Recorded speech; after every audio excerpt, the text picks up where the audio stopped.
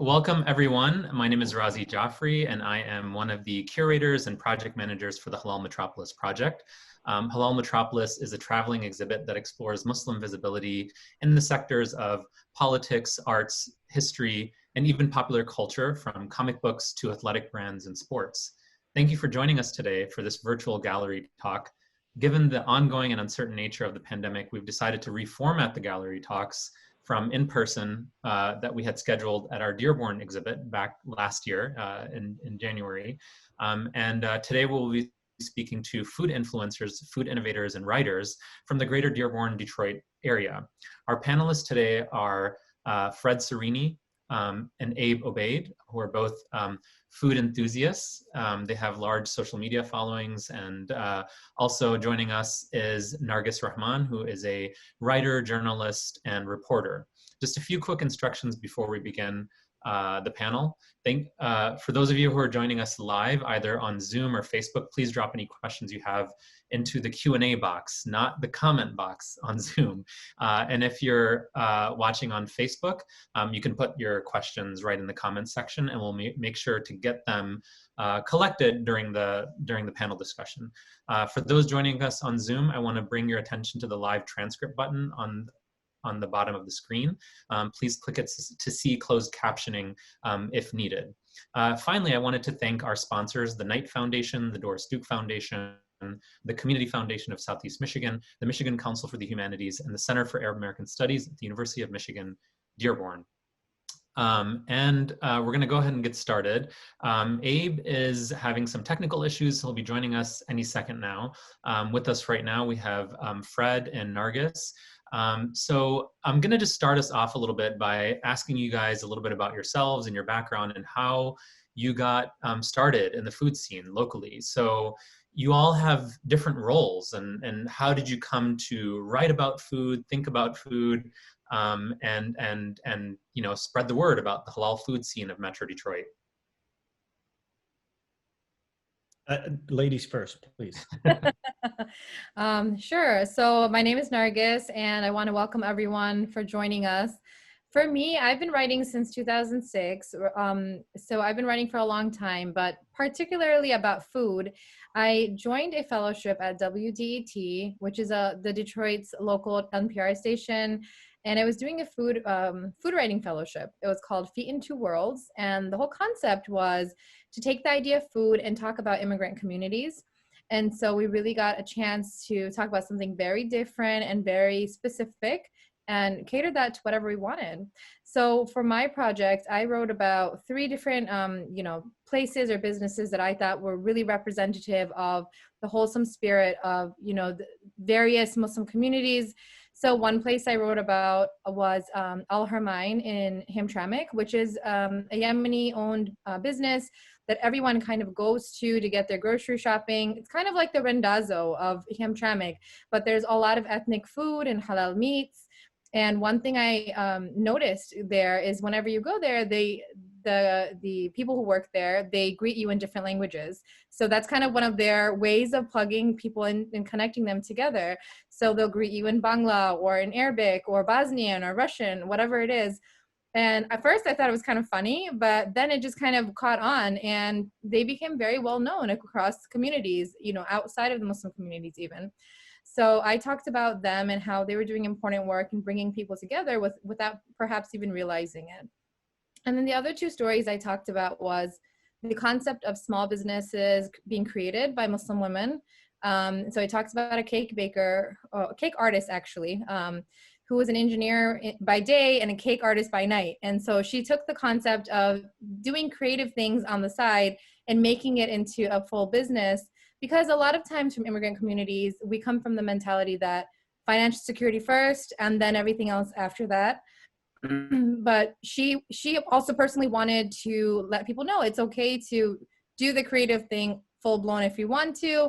And if you want to have jobs that are more financially secure, that's okay too. So just kind of broadening the horizons in that. And so I've been kind of following that trend, and there's a lot of businesses that are opening by women who traditionally might not have opened businesses. And even in the pandemic right now, I've noticed that because everyone is home, people are cooking more.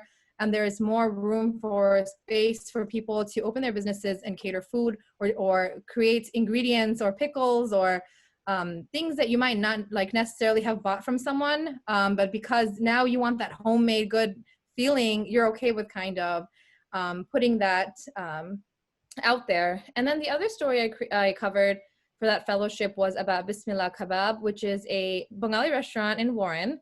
And, you know, it was a hole in the wall restaurant. No one really knew what it was. So if you drove by, you might know at the most that they have halal burgers. So if you weren't going to be able to drive all the way to Dearborn to get your halal burger fix, that's where everyone locally goes. And so that's honestly how I thought of it too, because everything else I probably was already making at home. But you know, we have people like that are single students or people who are on the go who want to pick up a quick like desi meal, right? So you can find that as well. And over the years, I saw this restaurant basically attract people to move into neighborhoods around them. And other businesses opened in this area that were Muslim owned or had halal foods and other things like that, just because of this one, you know, business being there. It became kind of a community center without, again, like without realizing it. And what I discovered about this place was, it was really funny because when I was interviewing the owners, I said, why did you open, you know, this restaurant here? And what does this mean for you? And he said, like, I just needed somewhere to eat. You know, I came here and I would teach kids in Warren how to read Quran, and I needed halal food when I, you know, was coming in and out of the city, and there wasn't any option. So I decided with my friends and partners, he made some of his Quran students, their parents, partners, you know, they all kind of came together and collectively opened this restaurant and didn't really think anything else much of it, right? And so it was really funny and kind of neat to see how the community comes together for a common cause, again, for halal food. So when people see like Bismillah and Warren, most people don't know what that means at all. But if they're kind of like doing their laundry on the same strip mall, if they came to do their laundry, they might smell like the food and just kind of walk in, wander in, and then try some of those foods without meaning to, or otherwise have not known about it. And after that fellowship, I've been writing a lot about food, actually. And so a lot of things I write about is about Ramadan, about different Muslim communities, how we celebrate it, how we experience it. And I try to think of stories about things that people might not really realize, but sometimes when you're from a community, it's so normal that you think everyone just kind of knows these things. But then you realize that how would they know? They don't have your experiences, or they don't share, not everyone shares the same experiences growing up or later on in life. And so it's important for me as a writer to look for those stories kind of behind the scenes and bring those to life, because I think that's where we connect, you know, that's where people can connect to your stories. And the great thing about food is it's a lighthearted topic. So if you want to talk about tough things, it's always a great segue to like begin a tough conversation and lightly bring up the topic, because halal food can be connected to so many different topics that are very important to our communities. So that's pretty much how that got started. And, you know, alhamdulillah, I'm writing for a lot of different places now. And I find ways to like incorporate, you know, Muslim culture or about halal food into my writing without always, you know, coming off obvious, I guess you could say. But it's something that I really enjoy. And I feel like people are so much more open-minded to hearing and learning about halal food before talking about other things that might be difficult to talk about. Thank you. And Fred, how did you get into this world? So for me, it started when I was very, very young, and I'm going to blame my older brothers. And I think one of them was watching. Mustafa, I know you're watching, and this is your fault, because when we were younger, they would go out, and because I was the youngest, you know, we don't want you coming with us because you can't keep up, you know, or you're gonna rat us out to the folks. So you stay home. And then I would stay home, and I would complain to my mom, and I'd be like, you know, they never take me with them or whatever. And she's like, okay, sweetheart, here, take these beans, and what you do is you break them here and the string comes off, you know, and then this way we're going to cook them later. And then it became like, oh, well, that's interesting. All right, the string, it's like a real string, you know.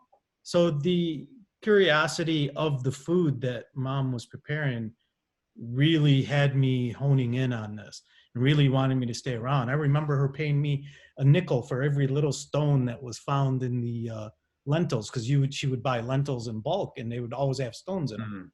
you know, and I'd be digging through there and get a nickel so I can buy some chewing gum, you know. But yeah, that's how it started. And I ended up cooking the family meal with my mom and my sister while my brothers were out, you know, being hooligans. That's right, you're hooligans. I know you're watching. And it just stayed with me. And then I remember my older brother, rest his soul, he was actually a chef, and him and I used to sit and watch public television. We would watch Julia Child, and there was a show, Walk with Yan, which was a Chinese cooking show, and it was all about, you know, how to cook in a wok. But always watching way before Food Network came along. Yeah, I'm dating myself again. I gotta stop doing that. Anyways, so that's where my passion for food came from. It's kind of like what Nargis touched upon. It's out of necessity, you know. Later, when I started dating, who's now my wife, I didn't date. No, I didn't. I wasn't dating. Like, we were married when we got married. We would go we would go to other cities to eat food, because this city, you know, believe it or not, I know like Dearborn is a big hub now, Dearborn, Detroit, even a big hub now for the food scene. It's huge. It's exploding right now. But back when we were younger, you went to Birmingham or Royal Oak to get something to eat. You didn't. There was nothing here. You know, there was simply nothing here to eat. And any new restaurants opened up, they opened up away from us, not around here. But now the tables have turned. So I started, like, you know, hey, I can go out to Royal Oak and walk into any restaurant and show you what the halal to eat. You know, so it didn't have to necessarily be an all halal menu, but I could show you what you could eat that's halal, be it vegetarian or pescatarian. You know, I could show you what there is out there available. But nowadays, I don't need to show you what the halal to eat, because halal restaurants are popping up everywhere. Yeah, that's but great. Like you were saying, Nargis, you assume that people know these things. You know, like I'm always surprised by somebody that's never heard of a shawarma or never heard of ashta, you know, or knefe. I'm like, really? How? Like, what were you living under? How did you not know about this? And then when they find out, of course, to them, you know, it's like steroids. Oh, just give me more. You know, you guys should get paid by the Michigan like tourism industry, because one of the things you've made it so much easy, you know, between Nargis, Fred, and Abe, who's now joined us, and I'll bring you into the conversation, Abe, too. But now when somebody's coming into town, I just point them to your social media profiles, you know, and I'm just like, if you want to know what to eat, just go look at what these guys are writing about and talking about. You know, and to the audience, by the way, Nargis is dropping her recent articles in the chat. So if you wanted to read those articles, and then Fred and Abe, if you guys want to share anything, you're welcome to add those in the chat as well. So Abe, welcome. We started out just by asking you guys, you know, you guys all come from very different backgrounds. So Nargis, journalist and writer, and, you know, Fred was just speaking. You caught some of that conversation. So Abe, how did you get involved in this world? 3 years ago, me and my couple of my friends, we actually, we wanted to start a page because we would see everyone on Snapchat, because Snapchat was blowing up at the time. Everyone was posting videos and pictures of food, and we would go out every single day just to, like, we'd go actually to the same places. And I was like, man, I'm getting sick of these same places. We'd go to like Sky Crepe or I don't even know at the time, Alabashos or whatever. And then we're like, you know what, let's start a page. So then two of my friends, they didn't go through with it. Like after 10, 20 minutes of it, the next day I started my journey, and I'll never forget the first time I ever went somewhere. On the page was Burger Shack, which is considered El Jum's now. Yeah, so that's when I started it, like 2017. Nice. Yeah, and you've developed quite the following now. So another thing I wanted to ask you guys is, you know, how do you define halal? and how is your work expanding, like the halal food scene, and how is it expanding the audience for the halal food scene? But how do you think halal has changed? Should I go first? Yeah, go ahead. No, yeah. No, Frank, go ahead. no, please, please, because I'll talk forever, man. You can't shut me up. No. You're the OG. You're the GOAT. Let's go. I was just gonna say that the halal, or what halal is to everybody, is different. I realized that early on in my journey, way early on. So I like to use the term zabiha halal, because when you say that, it specifies what you're talking about. When you don't say that, it just means, something that's permitted. That's what halal means. It's permitted. But when you say zabiha, it's like the way it was slaughtered halal. So it's completely different. That's my take on it, anyways. I think for me, I, again, draw a lot on my experiences or my community, and I talk about the Bangladeshi food scene. And so for me, I think it's more subtle, but there's definitely opportunities to explain things as you go. And what I've been told, by my editors and people that I work with, is that always over-explain things. Don't assume people understand what you're talking about or why it's significant. And so that's something I keep in mind when I am writing.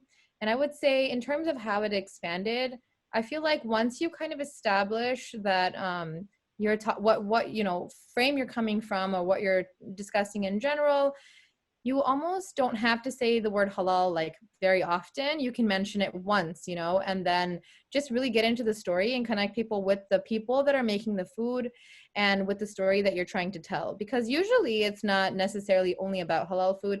There's always something more to that story, right? So I know Fred does this too. Like, he'll talk about how the people who made the food are great people and why you should support them, because they're a hardworking business and they're people that you ought to support either way. Whether you eat halal or not, it's not necessarily about that, but it's great that it's also halal.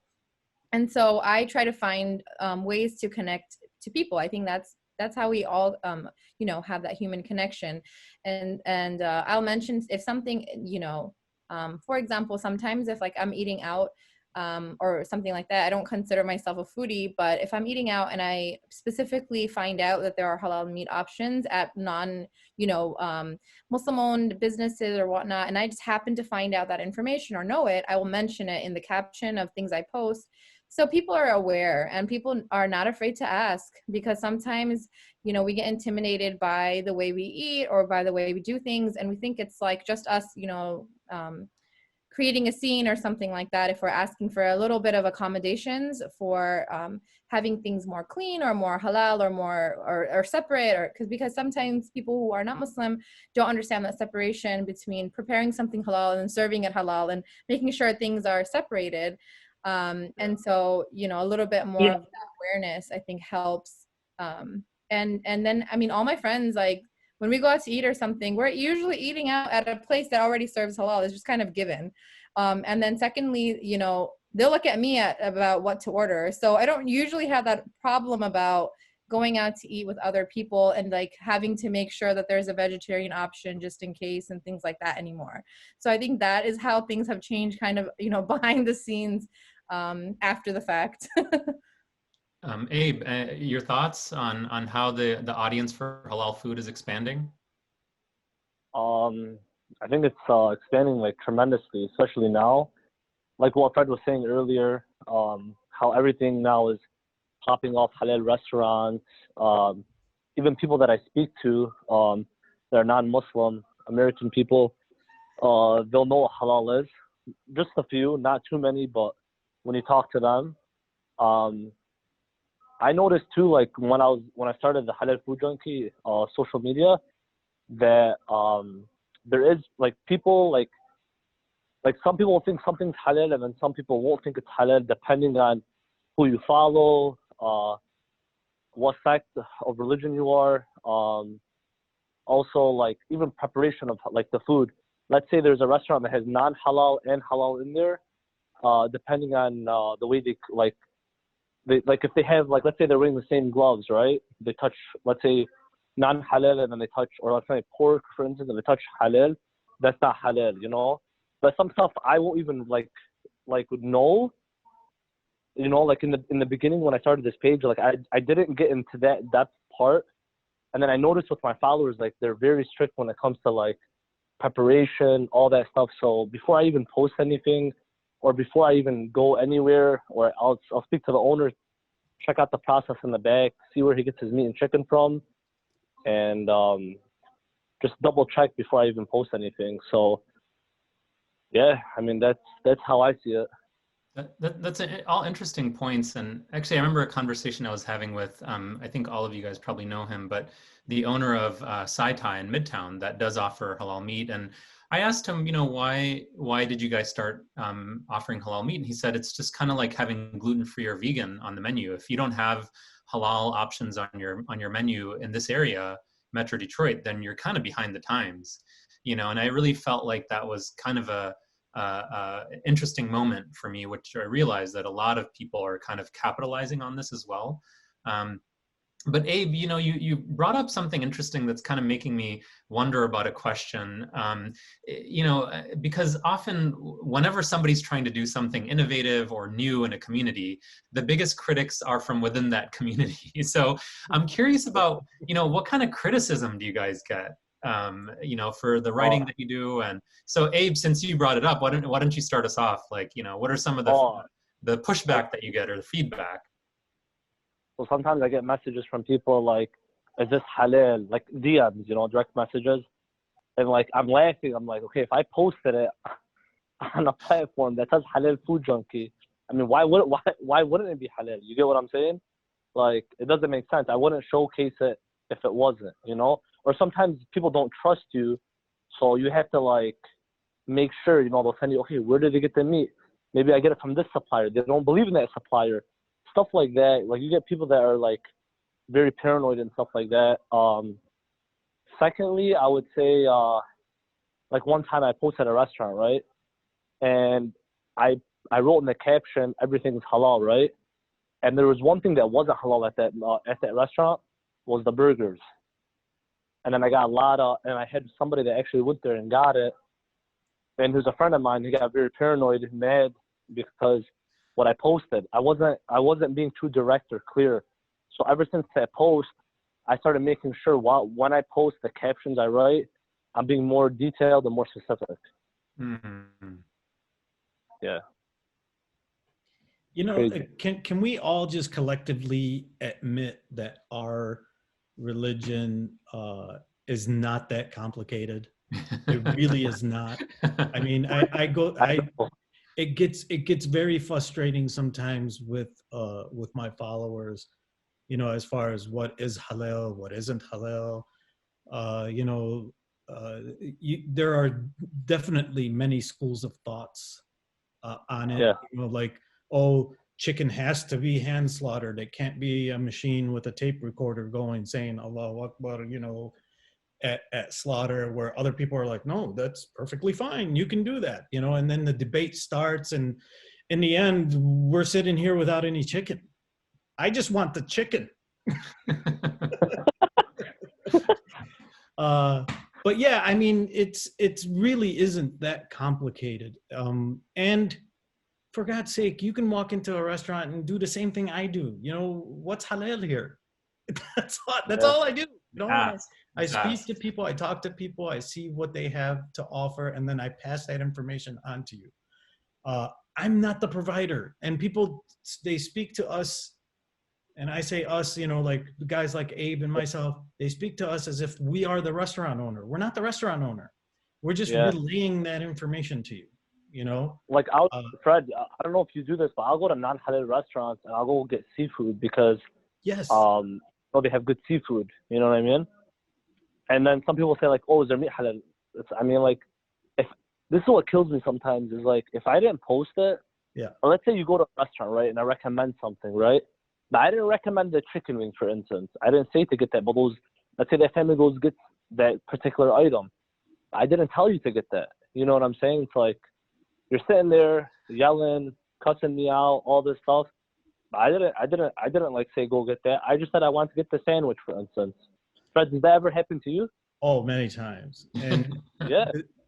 the thing is that, like, I've been around so long and I've been to so many different restaurants that when I think of restaurants differently than your typical normal everyday person that probably goes out to eat maybe once a month, twice a month, you know, Yeah. whereas I'm going almost every day, if not every other day, you know.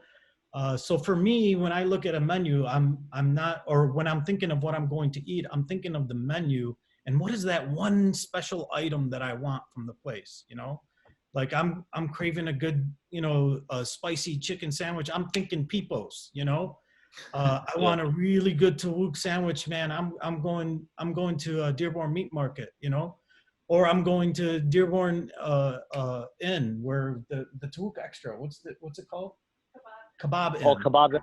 Kebab Inn. You know, I mean, so I don't think of the whole menu. I'm just thinking of the thing that sparked the joy and happiness that when I ate it, that's what I'm remembering, you know, and that's what I'm telling people, hey, go have that there because it's amazing there. I know everybody else has this, but this one thing, you need to try it at this place. I guess And what that's what a lot of times.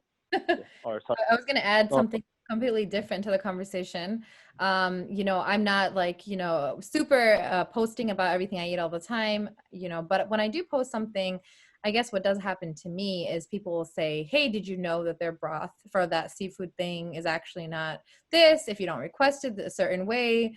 Or one time I ordered fries, like just fries, and then learned that there was the batter had alcohol in it, which I totally didn't know.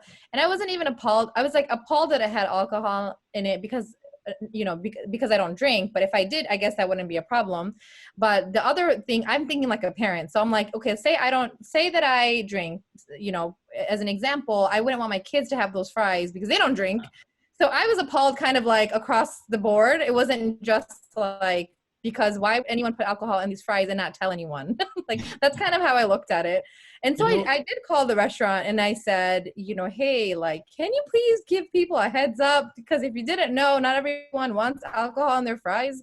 And I just like kind of said that to them. And sometimes I do take things down if I vouch for something and find out that it's, you know, not what I thought it was. And I'll say, like, I took this post down because I can't vouch for it any longer. And I don't really, when I post things, I don't actually think like, oh, people are going to go eat there. And I do have people occasionally like message me and say, what did you order from that place? And I think that's kind of funny because I don't really see myself as that person. And to be honest, I barely eat out, you know? So because of my writing, I think I had to like go out to cover stories, and that's how I get the food from those places or sit down and try things. Because, you know, I'm a woman, I'm a mom, and I'm usually cooking food at home. So there isn't that many occasions when I'm, you know, eating out per se. There's a different experience of catering food, bringing it home and eating out, right? So therefore, I'm not exploring everything. And like what Fred said, you probably get certain things from certain places. So if I am ordering out, it's going to be something I really want to eat. You know, I'm not going to really explore things. But I think what I also tell people, if they do ask me for suggestions, is to try ethnic foods in general. And if I do have things that I think they should try that are off the menu, like don't just order the chicken biryani, order the chicken tikka biryani, or order the chicken 65, because you won't find it anywhere else except in, you know, certain communities. Or if you order that with the garlic naan or something like that. Like I try to give people a little bit of a different experience than what they're probably ordering, like you know, the shawarma. Like they're gonna order the shawarma. Tell them to order something else off the menu, so they can taste something different. I've had one story for Eater Detroit that I was doing. It's called a food crawl. So you go to different restaurants and talk about different things. So in the Bengali community, a lot of the menus are very much just the same, right? So I had to think critically, like, what is it that I'm going to highlight about each restaurant if they're serving the same exact food? So we ordered different things. It was me, my editor, and another, and the photographer. So we ordered a little bit of different things from each place, and then we kind of like gave it, you know, a little bit of feedback, like why is this significant, or why is this meal always on every menu? And I made them try fish, because Bengalis are known for cooking fish, actually. And I just happen to know a little bit about that because I've been cooking fish more often now with a family. when I was a kid, I could tell you nothing about fish. You know, I could tell you if it's big or small and if it tastes good, but that's about it, right? I knew how to maybe cook one fish dish. And now I have more language behind that, right? And I can talk about that. So I was able to explain, like, this is how it's prepared and this is how you eat it, and make sure you eat it with your hands. You can't eat fish with like a spoon. So it was like a very fun experience to try to like take a step back and how do you explain that to someone who's never had to experience this the way you have, and that is very normal to you. So I find that kind of fun and a little bit like, you know, mixing things up for people. And another thing I discovered, again, because I'm not always eating out and I'm making a lot of these things at home, we used to say as kids, like, if you go to the restaurant, the food has to be better than what you make at home, right? And so now I feel like restaurants are just kind of all, and not that they're boring, but they're not serving anything very much different than what you're, you know, making at home.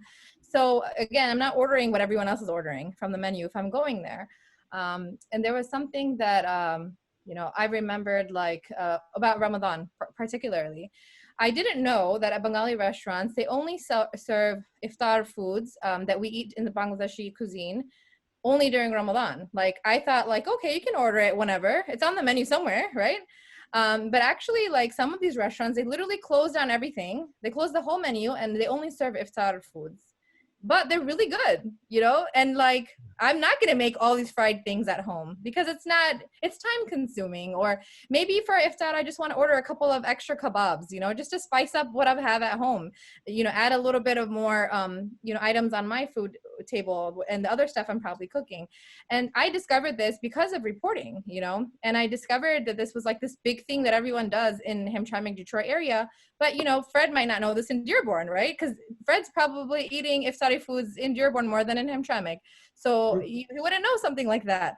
And I figured, wow, that's really cool. Like, this is a whole like little trend that all Bengalis probably are like, yeah, we knew that yesterday. What are you talking about? You know? I gotta tell you, Nargis, I discovered Nahari 2 years ago, and I have lost my mind. I'm like, why isn't this like the #1 dish in the nation? You know, you can't find it hardly anywhere unless you're in Chicago, but no one has it on their menu in this area. No one. What about chicken 65? Have you tried that one? I have tried it. There's a place in Hamtramck that I've tried it at, actually. But I love chicken 65, but Nahari it blew me away. I mean, especially with the garlic naan. Oh man, that's good stuff, you know? And then like I started brainstorming. I'm like, oh my God, can you imagine like Nahari poutine, you know, or Nahari birria tacos kind of thing, you know, where you doing different types of cuisines, infusing them. And I totally get what you're saying. You know, yeah. I totally get what you're saying. And yeah, there was a thing, it was like that here. And I bet they're going to grow out of it where you're at, Nargis. But it used to happen like this here in Dearborn, where during Ramadan, you could only get the red kanafe during Ramadan, you know, and there's something called halal, which is, again, fried, stuffed with cheese and then soaked in a simple syrup. You could only get that during Ramadan, right? But now you can kind of get it anytime you want. You just go in there and say, I want. But I bet where you're at, they're going to turn around. It's going to be available everywhere too. So, Abe, did you have a comment on that as well? Oh, no. I'm just getting hungry from all the food talk right now. Yeah, I think the jalebis, like the one thing is, I don't even like jalebi that much, right? But like, you have to get it during Ramadan because they're making it fresh from scratch. They have special chefs making it. It's a very big thing. So you kind of miss out if you don't like get jalebis during Ramadan. You know, there's certain things like, you know, you said that become super popular and people might kind of have seen it or read about it somewhere in the background, just don't really know where to get it or how to get it or how to order it. So those are like fun little things I like to insert in stories whenever possible.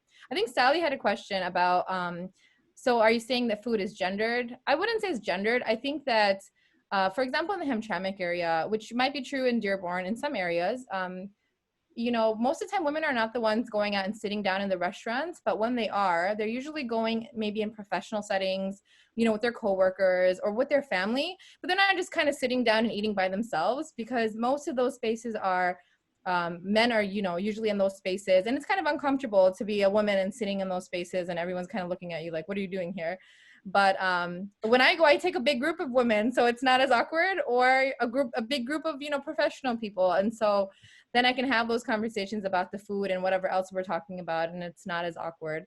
But I think that is slowly changing. And so that is something, that's cool to follow, because, it used to be that if you're eating out, it's kind of offensive to whoever's cooking at home, right? You can't just go eat out. You Yeah. have to eat what's at home.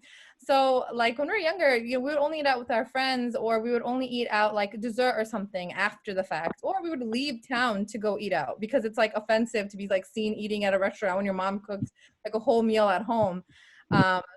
But yeah, I think that it's slowly changing, and then now like I really I'm happy to see that there's more like boys and men cooking at home with, like Fred said, with his mom, like it's more in to be that person at home cooking home cooked food.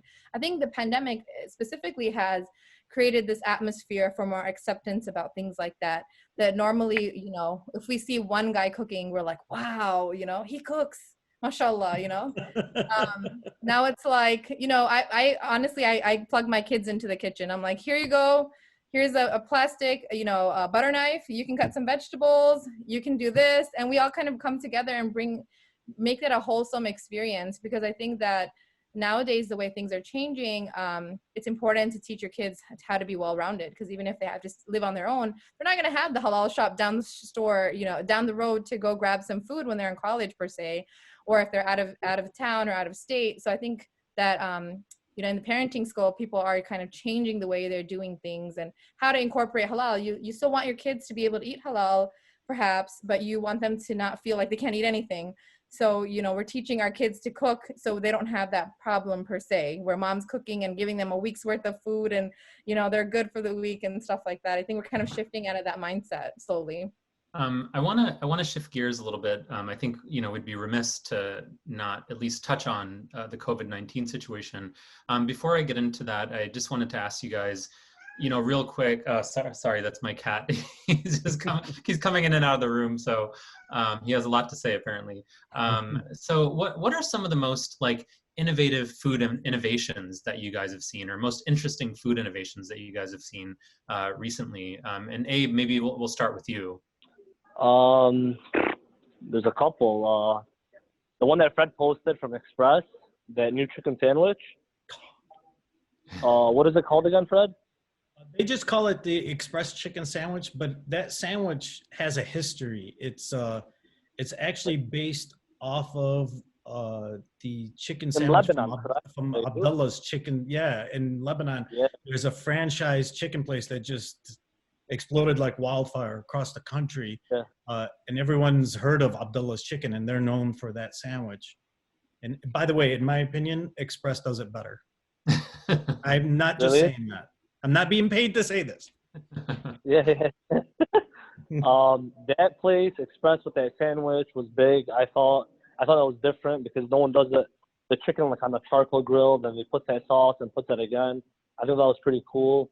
I like how Farhat Sweets does their crepes, how to do the 3-in-1 kind of thing. Who else, man? I'm trying to think. I don't know, man. I hate getting put on the spot like that. I have to go through my Instagram. Yeah. What about Fred? What about you? What are some of the most interesting innovations that you've seen? Well, I'm gonna touch on the COVID thing first. Sure. The igloos.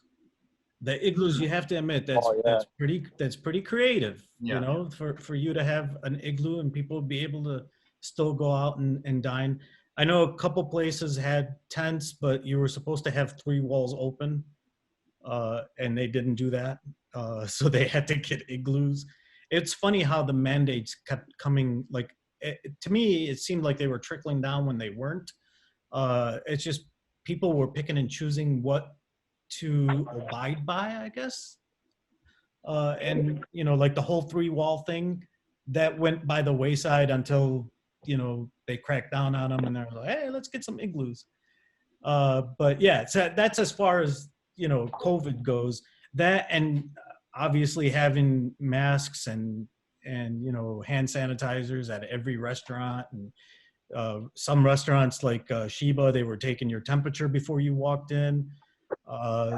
they took your name too, in case there was a breakout, they could get a hold of you and tell you, hey, you may have been exposed, yada, yada, yada. But as far as the food scene goes, man, there are so many out there. Like one of my favorites is from Al Watan Bakery. They have this thing, it's called the boat. So it's egg and cheese, and it has a cheese stuffed crust in it, and it kind of looks like a boat, sort of. Yeah, and I get it with the beef bacon. Oh my God, that thing is just insanely delicious, you know. But that's the thing. Like I know they have probably dozens, if not more, delicious things on their menu, but I go there for that one thing, you know. And I'm like that with just about every restaurant. There's another place called Steak and Cheese Market. I go there for their tacos, you know. Delicious tacos, by the way. You know, you got to try them.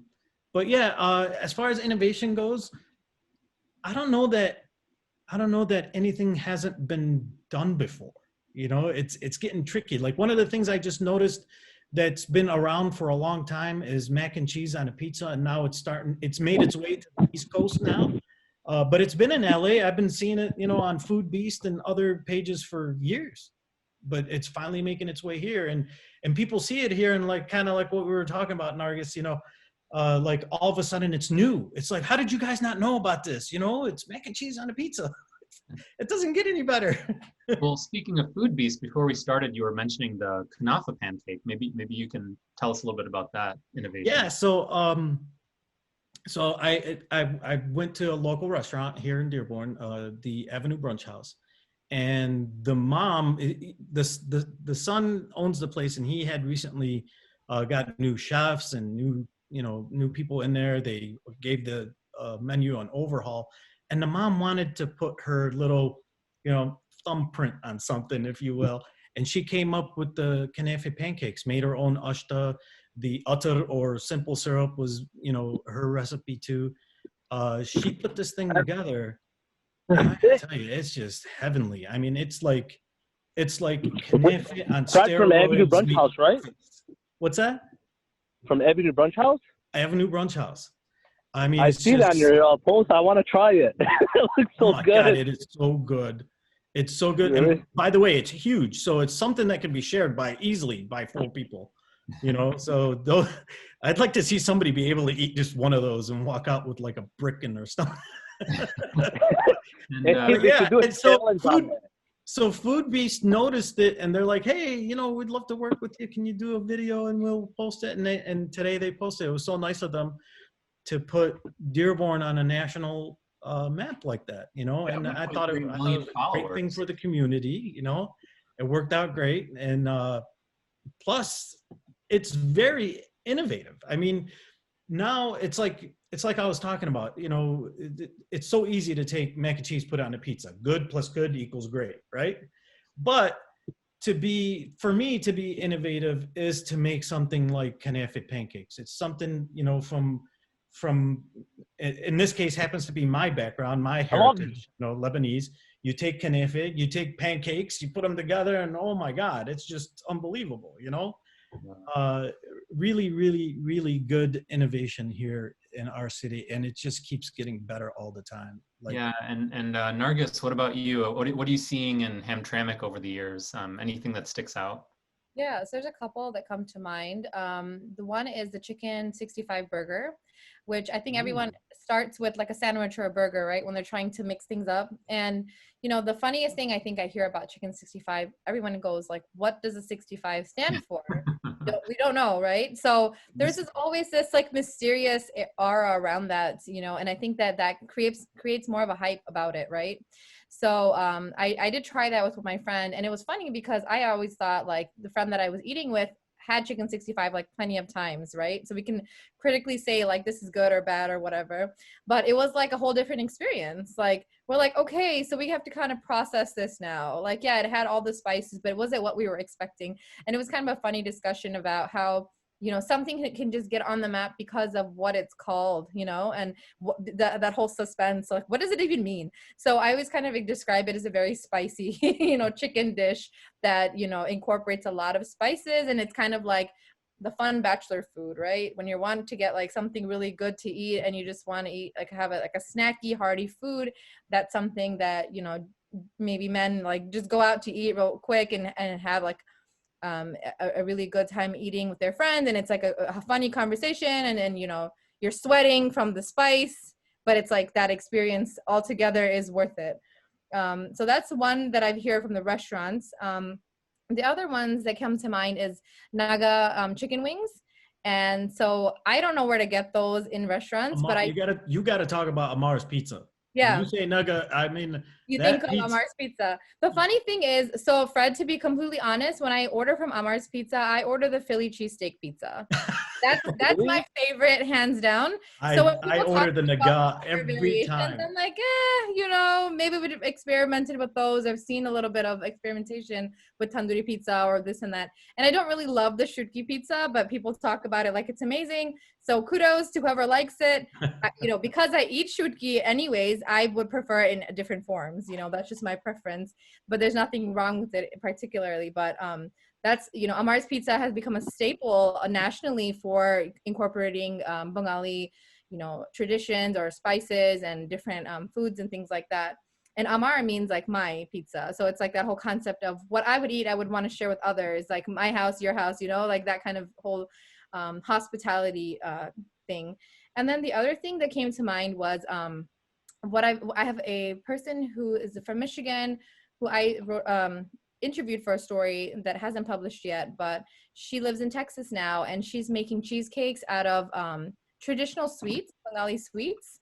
And so she was saying this concept of, you know, sometimes our traditional sweets are very, very, like very sweet. So, you know, our age kids or, you know, even adults can't have them because of diabetes, right? Like we can't just inhale all of these sweets, even if they look amazing.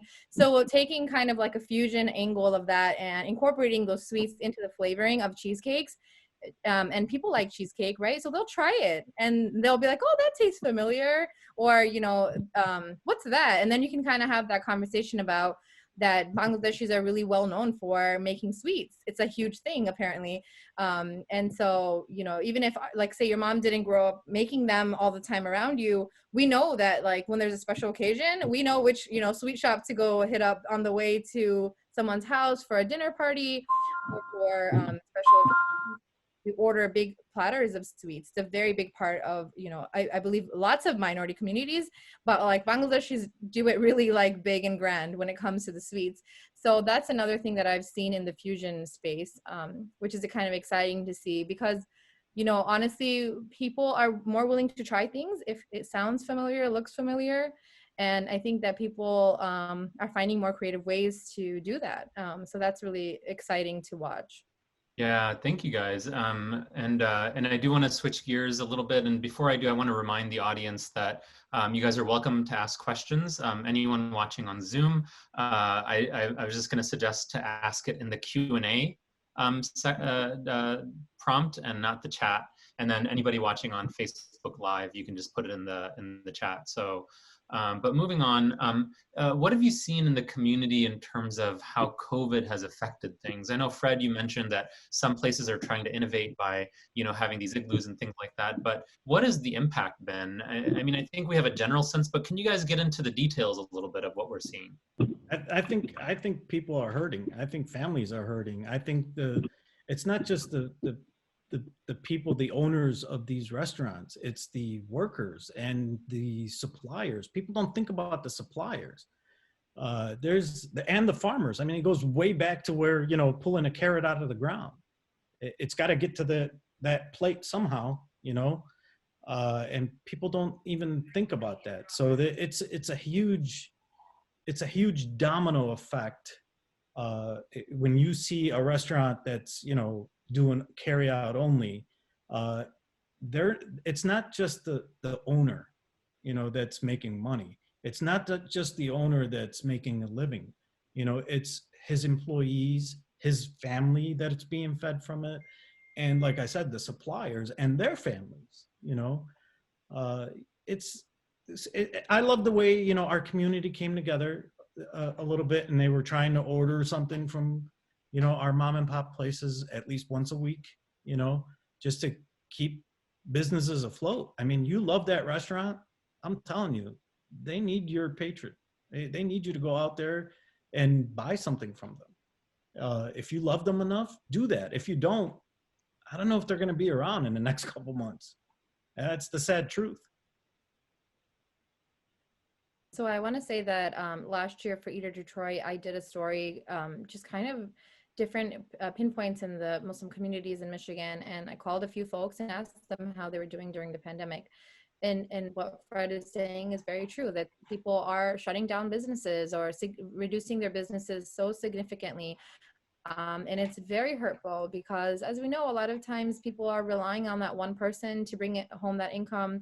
And in immigrant communities, there are people who share businesses, right? So there's multiple partners in one business, and those particular people are also the breadwinners. So it's very difficult when that person loses their job, and unemployment is just not enough to raise families with 5, 6 people, and already struggling and things like that. And so and as immigrant communities, not everything is easy to navigate. Like, people can't just easily sign up for grants and loans because they might not know about them in time, or because there's so many people in that concentration of area, like Wayne County, for example, there's so many people competing for those grants and those loans. So even if they know about them, they can't really, they can't take full advantage of the help that's provided, and that's minimum to how many people we're trying to serve here.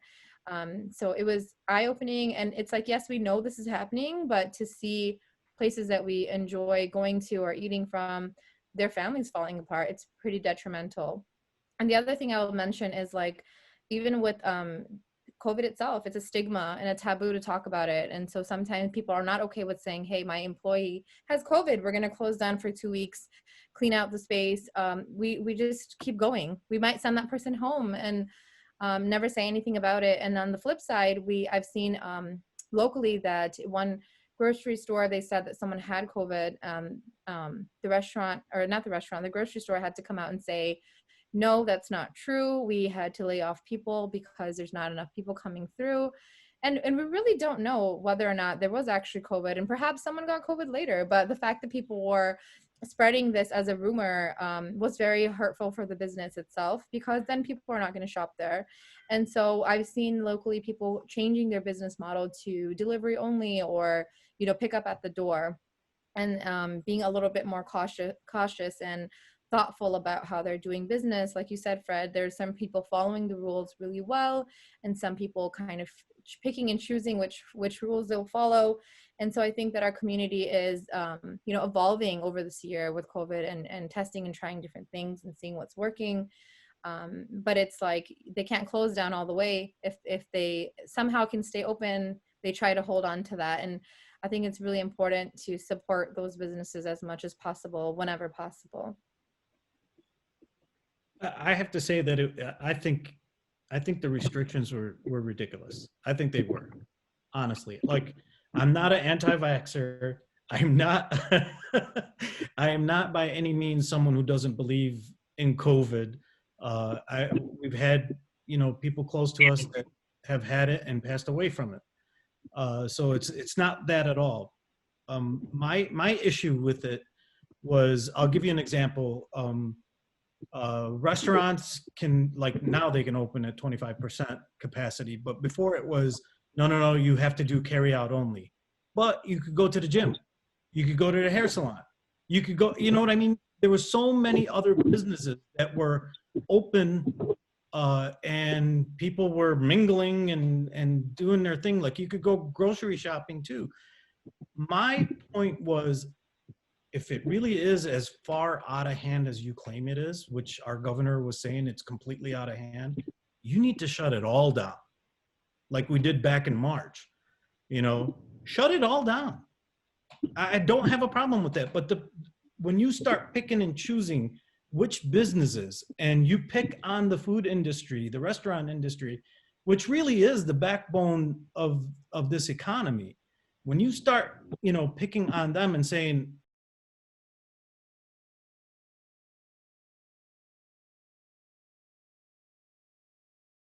I thought either shut them all down or open them all. I mean, you can't pick and choose the way they did. And I didn't think that was fair to the restaurant industry?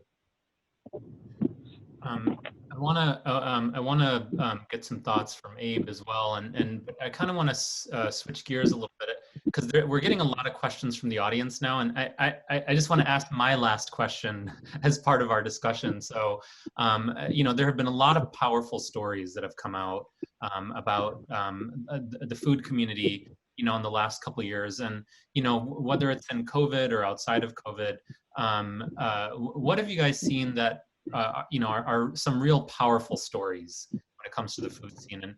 And Abe, we'll start with you. And Yeah.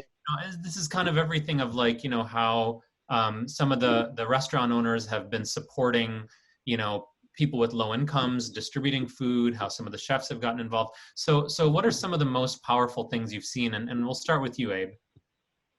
So right when COVID started, me and a few friends, we worked with a local mosque, and we fed about like 200 families every day for a month. It was a lot of restaurants in our community, we were working with probably 20 to 30 restaurants in our community. So they're always giving back. And the sad part was they had no customers. Everything was shut down at the time, and they just kept giving food to people that needed it, families that were in need and they were starving, and there was no such thing as unemployment at the time. So that was one of the big things that I remember and I took. And a lot of restaurants, I know a lot of owners were grateful for that. But yeah, that was one of them. It was right in the beginning, right when I started. Yeah. What about you guys? What are the powerful stories that you've seen through this? One of my favorite ones, and sticks in my mind still, is Big Al from Big Al's Pizza. What he was doing is, people would come in and they donate money, Yeah. and he would write a ticket, and put it up on the wall. And if somebody needed food, they'd come in, they'd pull that ticket that was already paid for, hand it to him, and he'd make the order. Yeah, to pay it forward. Remember that? Yeah. It was a pay it forward program, and it worked great. There was a lot of people that were having trouble, and probably still are having trouble making ends meet. And like I said, the backbone of our country, right? Restaurants. These owners have stepped up. People don't see it. Maybe guys like us, we see it, because we're in and out of the restaurant all the time. Even during COVID, we're still in and out of restaurants. They are helping people out there. There's a lot of meals that were donated to Amity Foundation for people that are getting fed daily. I don't know if you're aware of this. These restaurants, and they all deserve a shout out. I don't want to start giving them a shout out now and miss it, but people know who they are, and yeah, they're giving back to the community without saying, "Hey, look what I did! Come check me out," which is amazing to me. That's it really gets you, right there. Nargis, what about you? Yeah. So, two things. One, I saw that people, the Balkan House is the Bosnian, restaurant that sometimes people don't know about until they read about it and go try it out. And that's definitely the case of how I went to see it. Because, I did have Bosnian food before, when I was younger with my friends and things like that, but I've never heard of a Bosnian restaurant. So I thought that was pretty neat. And then when I interviewed the owner there, that story helped people just be aware of their situation. And I had people messaging me and saying, hey, I want to go get, a sandwich from there just to support them because of their story. And I thought that was a powerful way to take that story in and really think about it and reflect on it. And so after that story, the Free Press also frequently talks about her, but I really try to dive into her history of being Bosnian and Muslim and what that means to her, and how does that impact the way she makes decisions and things like that, and bring that side, more forward. But that someone had made a billboard to support her business, in Ferndale. And so Ferndale or Royal Oak, I forget which one it was, but they have another location that they just opened right before the pandemic. It really, really hit. And it was amazing to see people kind of stepping forward and doing that. And then the other one was the Muslim Center. Muslim Center is already in a neighborhood that's helping out so many people in so many different ways that a lot of times people don't know how much it takes for those people to come together and provide services when it's already a struggling neighborhood as it is. And so, you know, there were different masjids passing out food in the neighborhood, which I think is unique because I think, you know, when we think about food distribution, generally we might think about like churches giving out food, right? Like a church hosting that. And we don't really think of masjids hosting those kind of things for the community at large. And so I saw Iona Masjid in Warren passing out fruits and vegetables and dairy products, and it was open to everyone because they got grants to do that. And then I saw the Muslim Center doing food distribution, but also cooking food and providing it at a very discounted rate or giving it out for free. And which brings awareness to some of the other things that they're already doing. Like they have Huda Clinic there and then the Huda Garden. And it's a great for people to learn more about those programs. And some people were saying that because of the pandemic, we're able to feed more people properly. And some of these people, we've never seen them before, you know, Muslims and non-Muslims alike. We've never seen them because they work 2-3 jobs just trying to make ends meet. And now we're finally having that one-on-one interaction, even though it's during a pandemic and from social distancing, but we're able to connect with our neighborhoods and we're able to give back and come together to provide these services. So that story of hope, you know, trying to keep things going. Something just fell in the background, but So we're getting a lot of questions from the audience. I think Abe may have cut out, but I'm gonna start looping in the questions from the audience. And there's a couple of kind of quick rapid fire ones. So Nargis, I'll start with you. Somebody asked, what was the engineer by day, cake decorator by night? What was the name of that business? So it's called Cakes by Lucky, and the person I interviewed, her name is Shamsun Nahar. I'll drop that in the chat so you can check out that story at your Thank you. And I should mention, by the way, for the audience, please follow the chat. We've been posting links for Instagram for all those special dishes that Fred, Abe, and Nargis have mentioned. And then there's a couple of great stories, articles that Nargis has worked on for Eater. There's another journalist that lived here briefly, Zahir John Muhammad. He wrote a story for Eater on COVID and how COVID affected the restaurant scene in Metro Detroit, the halal restaurant scene in Metro Detroit. So be sure to check out those articles as well. So I'm kind of trying to balance the questions from Facebook and from Zoom. So there's a couple of comments, a real quick one. This is a comment for Fred. Somebody's saying, Hussein Jeffrey Allen. He's saying the best restaurant of all time, Uncle Sam's. Uncle Sam's. Oh yeah. My God, the fattoush dressing, man, do I miss it. So there's a question here. It says, a lot of food influencers and restaurateurs from Dearborn Heights are men.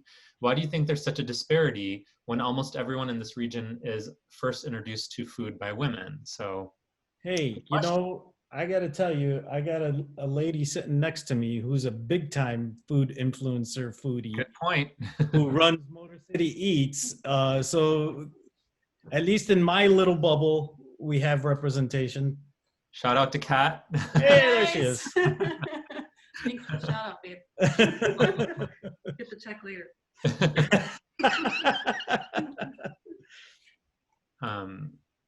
So yeah, yeah, no, I think there should be more of a diverse culture. The foodie culture should be more diverse, and I think it is. I really do.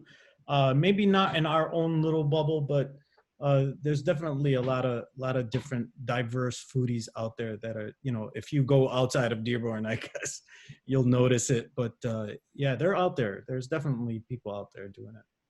And then there's another question from the audience. What other states have really robust halal food scenes that you guys have experienced or that you know about or that you're connected to? New York.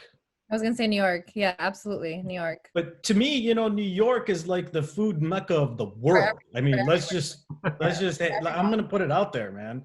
I will accept the challenge from any state, city.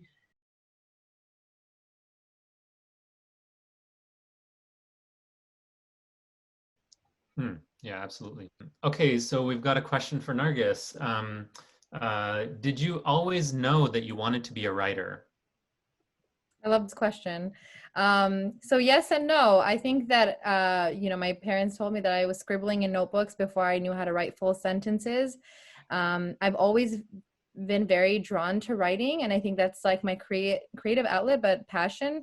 I remember that when we were kids, people would say like, "Hey, what do you want to be when you grow up?" And I obviously wanted to be a doctor, like everyone else, right? Like by answer.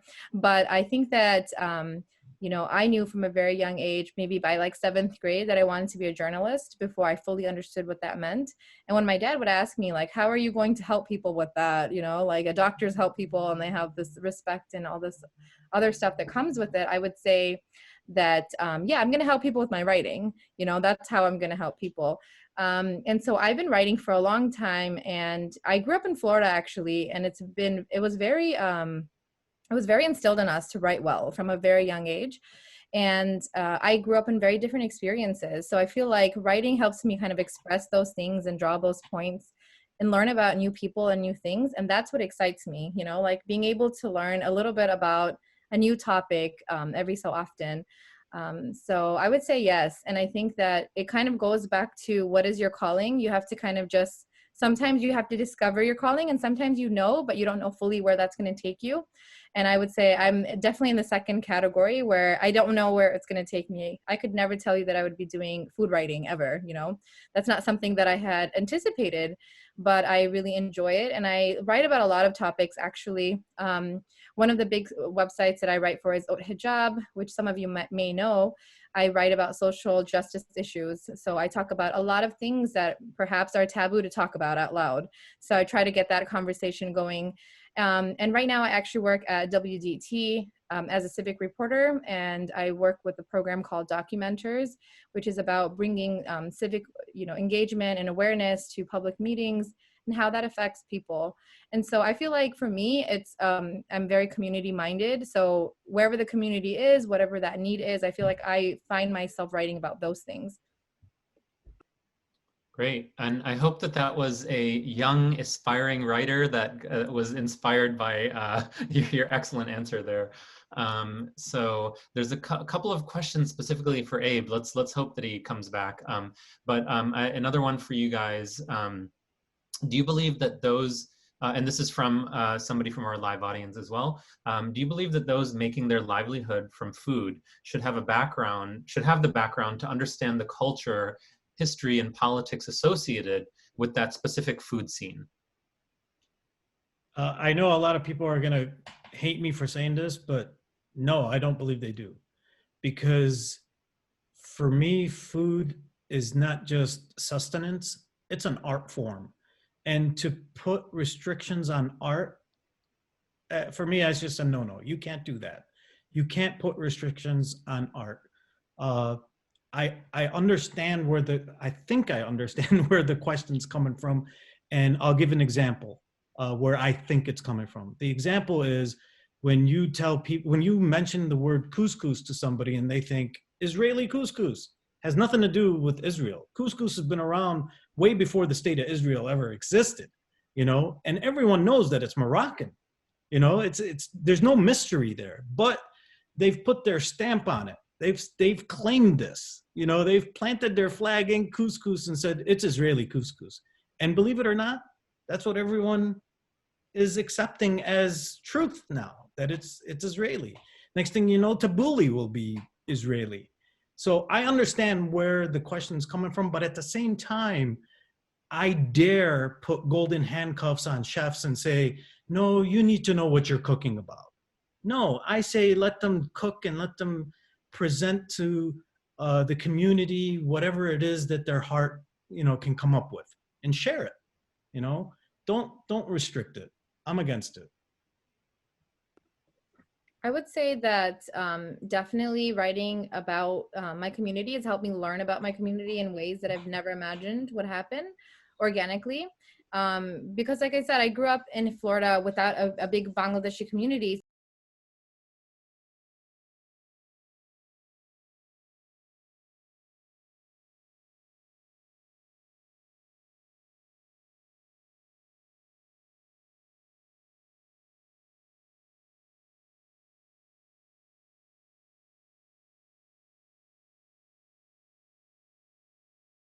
because we can talk about our differences all the time. We can keep going on and on about that.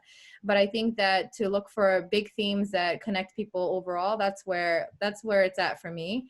And I think that for writing or even for eating food, it's an experience to learn something new. And something I hear from young chefs now too is that they try to incorporate that into their food experience. Like, they don't want you to just eat that dish. They want you to learn about that dish. They want you to know how it was made or why it was made. And I think that's beautiful, because most of the time we don't think about it. You know, when we're eating at home, we might think about it, but when we're eating out, we just kind of, you know, eat our food, hang out with our friends, and then just go home and not think about it again. But if you have a lasting experience of how that food came to America, or how that makes a big difference in the region that you're living in, you'll be more considerate about it, and like want to support, you know, the cause beyond the food, or, you know, businesses that uplift certain people, or for example hire, you know, illegal immigrants because they want to support those smaller communities within the communities. Those are things that people don't always know about, and so I feel like there's always more room to learn something new, and you should be open to that. And you should never consider yourself an expert to the point where you know everything about everyone. You really don't. So there's always more things for all of us to learn. Great answers. Okay, so we've got several more questions, but I'm gonna just do two more, and let's try to do these rapid fire because we got to come to a close. I feel like we can talk all night. So the last two questions are, what cuisine do you think is overlooked? So Fred, we'll start with you.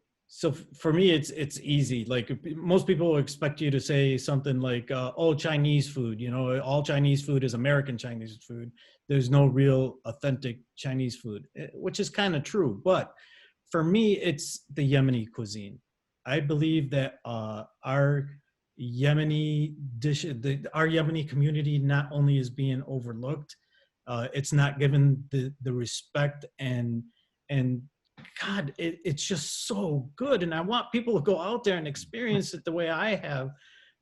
For me, it's been easy because, you know, I grew up in the south end of Dearborn. All my friends were Yemeni. I was in and out of their homes. So for me, it came like, you know, it was the same as eating hummus, you know. It was easy. It was always there for me. But now I'm realizing that it's very new to everyone. It's very new to everyone. And there's a plethora of dishes that you guys haven't even thought of or even consider trying. And I'm telling you, go out there and try them because they're good. They're really good. Nargis? I'll say quickly, just homemade foods in general. I feel like I always tell people that's where it's at. So if you have the opportunity to eat at someone's house, that's the place you want to try that cuisine. So I stand by that. Okay, last question. What would be your last meal? Ooh. That's like Sophie's choice. That's not even fair to ask, you know. I can tell you for me that it will include a cheeseburger, for sure. There's got to be pizza, and there's got to be fried chicken. I mean, those are my three favorite. And people ask me all the time, "What's your favorite food?" And I name them off, you know, in that order: cheeseburger, pizza. And they're like, "Really? That's boring." It's not boring. It's not boring, kids. Delicious. You're just having bad burgers, pizza, and chicken. That's all I'm telling you. Nargis, what would be your last meal? For some reason, what comes to mind is dawat food, because you don't eat it very often. So that entails like a good pulao, you know, maybe like tandoori chicken or roast chicken. And definitely there has to be kheer there. That's my hands down favorite, you know, food ever. Kheer, which is also called firni in Bangla. And you know, rice pudding across the board. I feel like everyone can kind of just connect to that. So that would be mine. Great. Thank you guys so much. I want to thank our panelists again for joining us today and contributing to such a robust conversation. For those who joined us live, thank you, and thank you for your questions. These videos are recorded and will be uploaded to Facebook and YouTube, so you can check them out there if you couldn't stay for the duration of the event, or if you want to pass it along to somebody else later on. Our Dearborn exhibit was captured via 3D technology and can be toured virtually on our website at halalmetropolis.org. And you can, of course, find out more information about our project at halalmetropolis.org. We look forward to having you join us for our next gallery talk. Our next panel will be on local activists and advocates. We'll be joined by Hanan Ali Yahya, Mark Crane, and Namira Islam on February 18th at 7 p.m. at the same time. Please follow us on social media at Halal Metropolis. We're on Instagram, Twitter, and Facebook. Wishing you all safety and good health. Thank you so much. Take care, everyone. Good night. Bye, everyone.